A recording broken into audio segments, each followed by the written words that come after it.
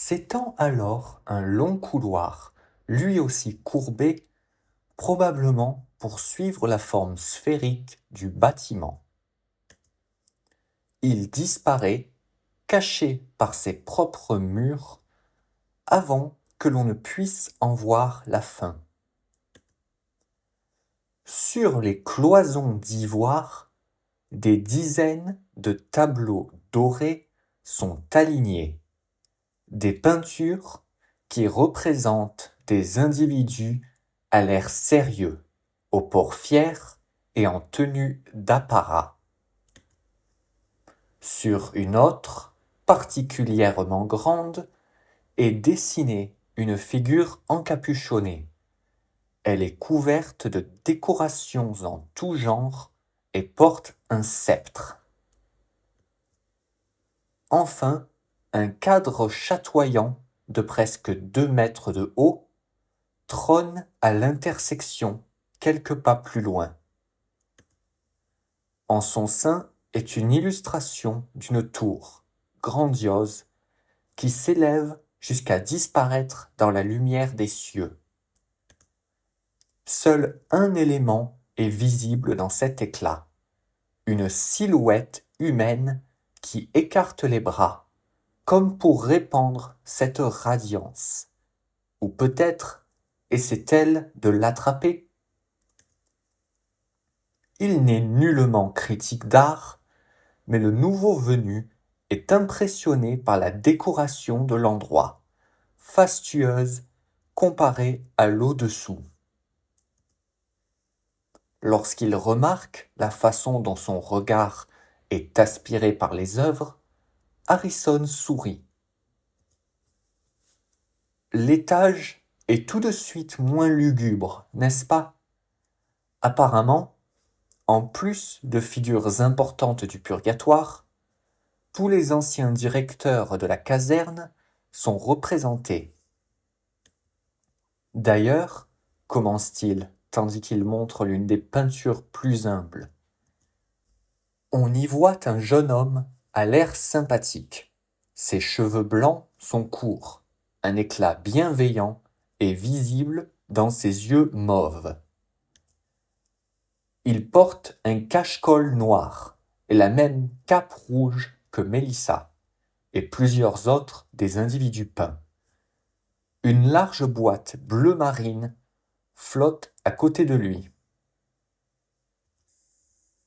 Lui, c'est Volsung, le précédent directeur, finit Harrison avec un sourire mélancolique. Une expression similaire se forme sur le visage de Leire.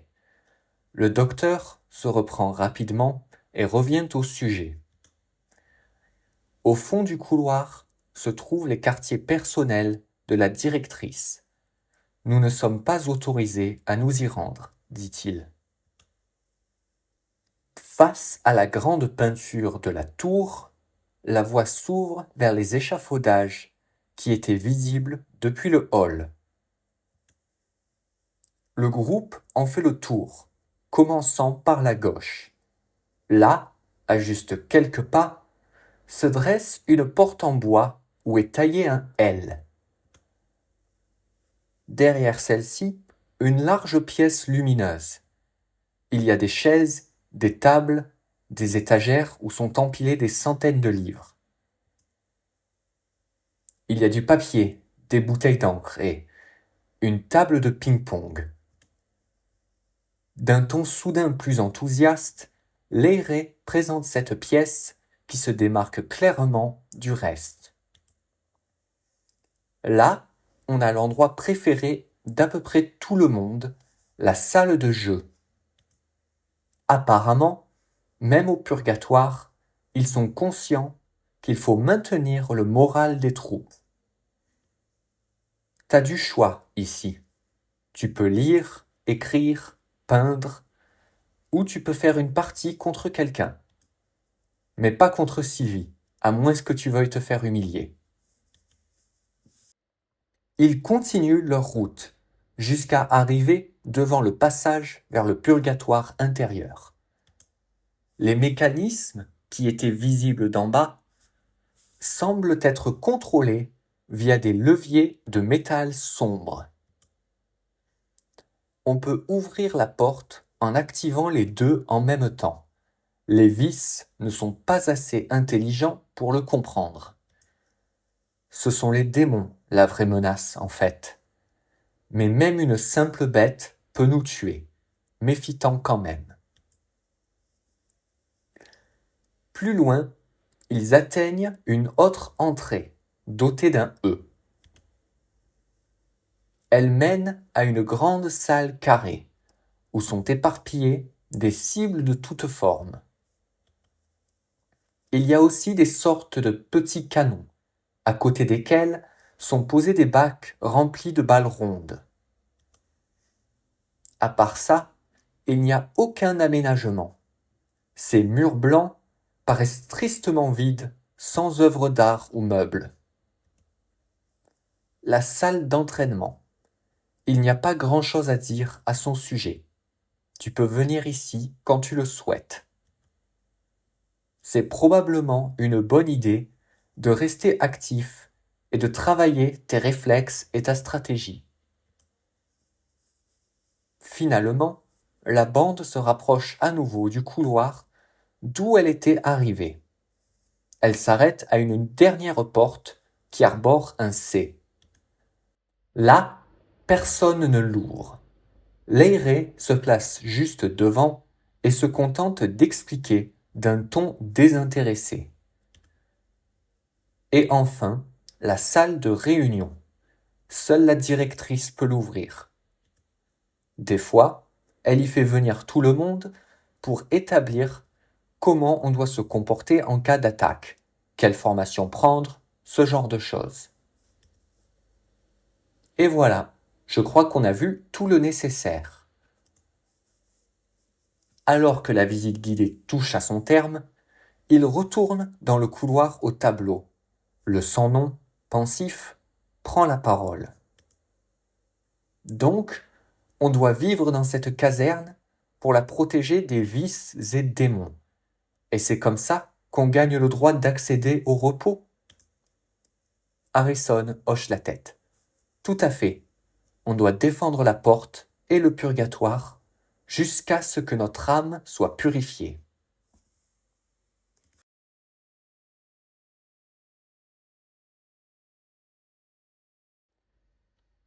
S'étend alors un long couloir, lui aussi courbé, probablement pour suivre la forme sphérique du bâtiment.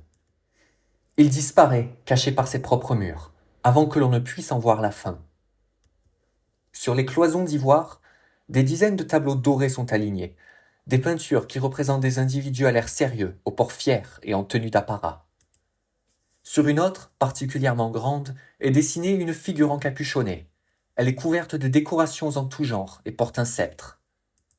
Enfin, un cadre chatoyant de presque 2 mètres de haut trône à l'intersection quelques pas plus loin. En son sein est une illustration d'une tour, grandiose, qui s'élève jusqu'à disparaître dans la lumière des cieux.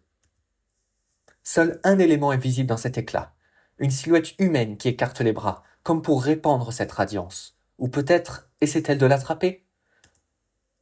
Il n'est nullement critique d'art, mais le nouveau venu est impressionné par la décoration de l'endroit, fastueuse comparée à l'au-dessous. Lorsqu'il remarque la façon dont son regard est aspiré par les œuvres, Harrison sourit. L'étage est tout de suite moins lugubre, n'est-ce pas? Apparemment, en plus de figures importantes du purgatoire, tous les anciens directeurs de la caserne sont représentés. D'ailleurs, commence-t-il tandis qu'il monte l'une des peintures plus humbles. On y voit un jeune homme à l'air sympathique. Ses cheveux blancs sont courts, un éclat bienveillant est visible dans ses yeux mauves. Il porte un cache-col noir et la même cape rouge que Mélissa, et plusieurs autres des individus peints. Une large boîte bleu marine flotte à côté de lui. Lui, c'est Volsung, le précédent directeur, finit Harrison avec un sourire mélancolique. Une expression similaire se forme sur le visage de l'aéré. Le docteur se reprend rapidement et revient au sujet. Au fond du couloir se trouvent les quartiers personnels de la directrice. Nous ne sommes pas autorisés à nous y rendre, dit-il. Face à la grande peinture de la tour, la voie s'ouvre vers les échafaudages qui étaient visibles depuis le hall. Le groupe en fait le tour, commençant par la gauche. Là, à juste quelques pas, se dresse une porte en bois où est taillé un L. Derrière celle-ci, une large pièce lumineuse. Il y a des chaises, des tables, des étagères où sont empilés des centaines de livres. Il y a du papier, des bouteilles d'encre et une table de ping-pong. D'un ton soudain plus enthousiaste, Lairé présente cette pièce qui se démarque clairement du reste. Là, on a l'endroit préféré d'à peu près tout le monde, la salle de jeu. Apparemment, même au purgatoire, ils sont conscients qu'il faut maintenir le moral des troupes. T'as du choix ici. Tu peux lire, écrire, peindre, ou tu peux faire une partie contre quelqu'un. Mais pas contre Sylvie, à moins que tu veuilles te faire humilier. Ils continuent leur route jusqu'à arriver devant le passage vers le purgatoire intérieur. Les mécanismes qui étaient visibles d'en bas semblent être contrôlés via des leviers de métal sombre. On peut ouvrir la porte en activant les deux en même temps. Les vis ne sont pas assez intelligents pour le comprendre. Ce sont les démons la vraie menace en fait. Mais même une simple bête peut nous tuer, méfiant quand même. Plus loin, ils atteignent une autre entrée, dotée d'un E. Elle mène à une grande salle carrée, où sont éparpillées des cibles de toutes formes. Il y a aussi des sortes de petits canons, à côté desquels sont posés des bacs remplis de balles rondes. À part ça, il n'y a aucun aménagement. Ces murs blancs paraissent tristement vides, sans œuvres d'art ou meubles. La salle d'entraînement. Il n'y a pas grand-chose à dire à son sujet. Tu peux venir ici quand tu le souhaites. C'est probablement une bonne idée de rester actif et de travailler tes réflexes et ta stratégie. Finalement, la bande se rapproche à nouveau du couloir d'où elle était arrivée. Elle s'arrête à une dernière porte, qui arbore un C. Là, personne ne l'ouvre. L'airé se place juste devant et se contente d'expliquer d'un ton désintéressé. Et enfin, la salle de réunion. Seule la directrice peut l'ouvrir. Des fois, elle y fait venir tout le monde pour établir comment on doit se comporter en cas d'attaque, quelle formation prendre, ce genre de choses. Et voilà, je crois qu'on a vu tout le nécessaire. Alors que la visite guidée touche à son terme, il retourne dans le couloir au tableau. Le sans-nom, pensif, prend la parole. Donc, on doit vivre dans cette caserne pour la protéger des vices et démons. Et c'est comme ça qu'on gagne le droit d'accéder au repos? Harrison hoche la tête. Tout à fait. On doit défendre la porte et le purgatoire jusqu'à ce que notre âme soit purifiée.